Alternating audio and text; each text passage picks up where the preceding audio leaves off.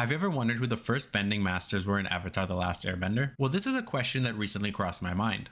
And I'm pretty sure it's crossed your mind at some point. So what I did was, to find out this answer, I decided to rewatch Avatar: The Last Airbender, The Legend of Korra, and even read whatever comics I could get my hand on just so I could find out who exactly were the first bending masters for each of the elemental nations. Now, the first question I needed to ask myself on this journey was pretty simple. How exactly did humans get the power of bending? And that answer was given to us in The Legend of Korra, where we learned that humans themselves actually have no bending power. However, they were granted protection and the power of bending from the majestic lion turtles. And after all is said and done, after the humans decide to part ways with the lion turtles, as one final gift, these lion turtles actually gifted these humans the power of bending to do with it as they will. We also learned that a lot of animals and creatures, as well as planets themselves, have the power of bending. It was simply humans that did not. Now we move on to the next step, finding out who the initial bending masters were for each elemental nation. And the first one we're going to touch off with is the airbenders themselves. This one is pretty obvious. Initially, we learned in the Legend of Korra that air nomads themselves had tattoos resembling the shape of the lion turtle head, in respect to the lion turtle being the one that granted them the bending power. Now, as these air nomads were living on their own away from the lion turtles, these air nomads needed to find a way to understand the power they hold. And what better way than to look at nature? And this is where they somehow came across the air bisons themselves, much like Appa. And these air bisons are considered the first bending masters for the element of air. Why? Because these majestic and huge creatures somehow was able to wield the power of air, giving them the ability to fly as well as wield the power for their defensive and attacking maneuvers. And this is where the air nomads eventually formed a symbiotic relationship with these majestic creatures we know as air bison, which helped improve a lot of the air nomad skill with the element of air, as they simply watched and reflected what these air bison did, adding their twists along the way. And due to this respect, they actually changed their tattoos to the arrowhead to match the air bison.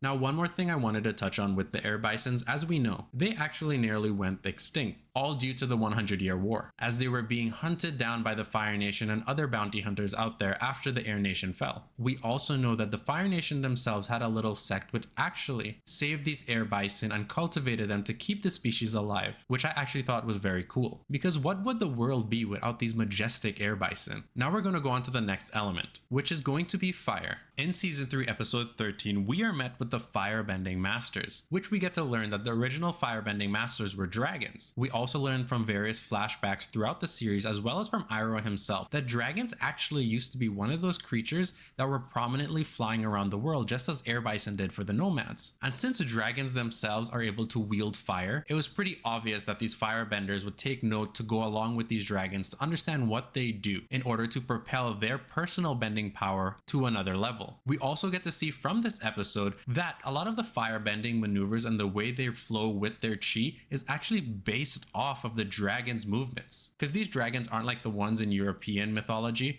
they're actually more spiritual creatures, which is more akin to the Chinese and Japanese dragons. Or Azulanmon from Digimon, or maybe even Shinron from Dragon Ball Z. Now, we also know that from this episode, somewhere along the line, the firebenders lost their way, as they have done many times throughout history, and caused a lot of imbalance in the world. Now, as the Fire Nation grew, one of the goals that a lot of the firebending masters in the nation actually had was they wanted to be able to show their strength. The way to do this was to slay Dragon, the original firebending masters. Dragons were basically becoming extinct at this point, as the bending of the firebenders themselves were starting to outpace the dragons. And this is where we learn from Iroh that he was actually one of the last people to ever face a dragon in combat. When he came back from his journey, he lied to all the higher ranking officials in the Fire Nation, telling them that he had slain a dragon, which gave him a lot of prestige. However, in reality, that was not the story. Iroh, being the upstanding person he was, realized that dragons were majestic creatures and did not deserve this fate. So by doing so, he let people believe he killed the last dragon, which allowed the ones that remained to stay alive and reproduce amongst themselves, allowing the species to survive. When I say dragons, it was really one or two dragons. It wasn't really like a whole bunch of them. What would you call a herd of dragons?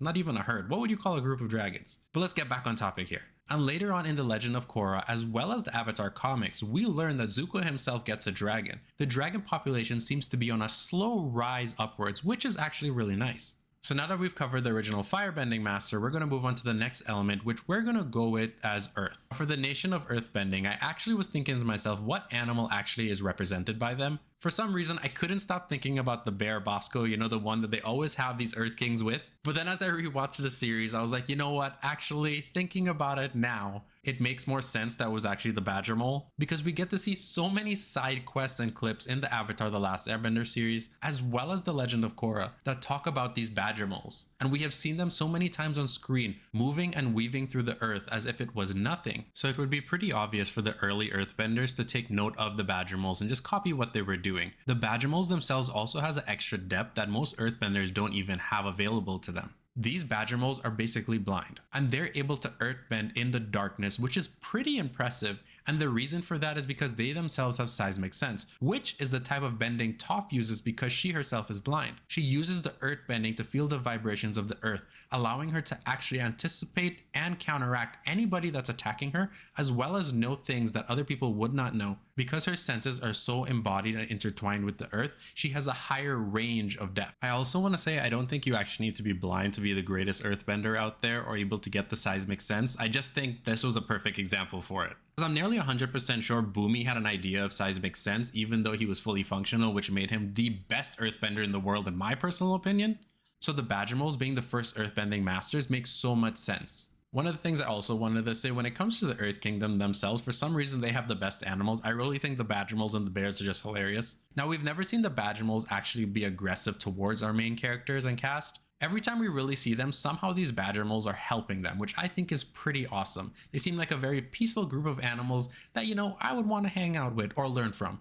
Even though obviously so far on the list, the air bison is my favorite. Now for the water nation, one of the things that was very interesting, I actually was thinking to myself, is it an actual animal? I don't remember actually seeing animals that were able to bend water. And the only water tribe animal I remember seeing was Naga, the polar bear dog. But Naga doesn't fit the description as the other animals on this list. And this is where, as I was watching back this series, from the first season of Avatar The Last Airbender, we basically learn and are told a story of the original bending master for water, which is not the two koi fish, if that's what you're thinking. It's actually the moon. It is stated multiple times in the Avatar series, especially in that season final, where the moon is considered the first water bending master due to its effect on the earth itself, which also comes with other aspects of controlling the effectiveness of the water, the pressure, all these different aspects, all controlled by the moon's position around the earth. And then I thought to myself, you know what, that actually makes a lot of sense. Did you think it was going to be the moon? Because I don't know why, for some reason that just skipped over my head. But that's not all. When you think about bloodbending in general, bloodbending is very much focused on the moon. Also think about it, when it's a full moon, waterbenders are extremely powerful. They're like werewolves, but all about the water instead of being a wolf, you know what I mean? So for me, I would love to think there were actually some water tribe members who would just sit down and focus on the moon's effects on the earth. And they would try to mimic the way in which the waves and the ocean tides would change.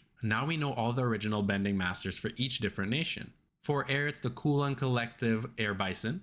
For fire, it's the ferocious spiritual fire dragons. For earth, it's the silly badger moles. For water, it's something beyond the planet itself in a celestial body known as the moon. Now here's my question to you. What element would you love to bend? Would you love to bend air, water, fire, or earth? Or would you like to be the Avatar himself?